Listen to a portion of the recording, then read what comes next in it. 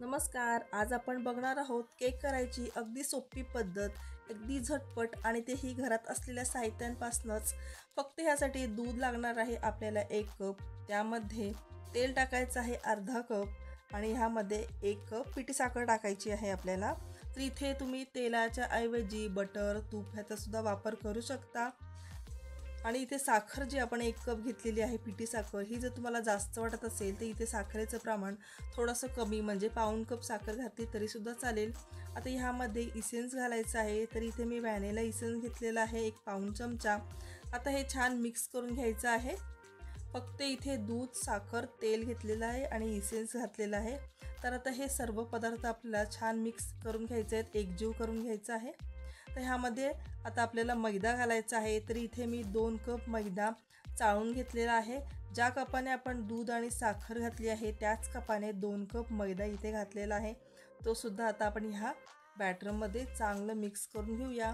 एकसारखं एका दिशेने हलवत आपण मैदा मिक्स करून घेऊया. आणि ह्यामध्ये आता आपल्याला कोको पावडर टाकायची आहे. तर मैदा व्यवस्थित मिक्स करून झाल्यावर कोको पावडर टाकूया. तर इथे मी 4 चमचे कोको पावडर घेतली आहे. जे आपला छोटा चमचा असतो कांदा पोहे खायचा त्या चमच्याने. आता ही सुद्धा मिक्स करून घेऊया. आणि आता ह्यामध्ये 1 चमचा इनो घालणार आहे मी. तुम्ही इथे इनोच्या ऐवजी अर्धा चमचा बेकिंग पावडर, अर्धा चमचा सोडा, खायचा सोडा घातला तरी सुद्धा चालेल. तर इनो घालून झालं की त्याच्यावर थोडंसं दूध किंवा पाणी टाकायचं. ह्याने इनो छान ॲक्टिवेट होतो आणि हे मिश्रण छान अगदी मिक्स करून घ्यायचं आहे अगदी मस्तपैकी. आणि इथे हे मिश्रण आपण इनो टाकल्यावर लगेचच आपल्याला केकच्या भांड्यामध्ये काढून घ्यायचं आहे. तर मी इथे भांडासुद्धा तयार करून ठेवलेलंच आहे.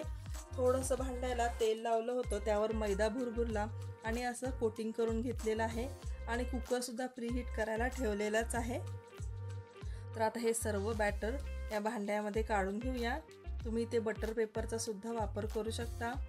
आता सगळं बॅटर काढून घेतल्यावर थोडंसं टॅप करून घ्यायचं आहे म्हणजे एअर बबल्स असतील ते निघून जातील. आता यामध्ये ड्रायफ्रूट घालायचे आहे आपल्या आवडीनुसार.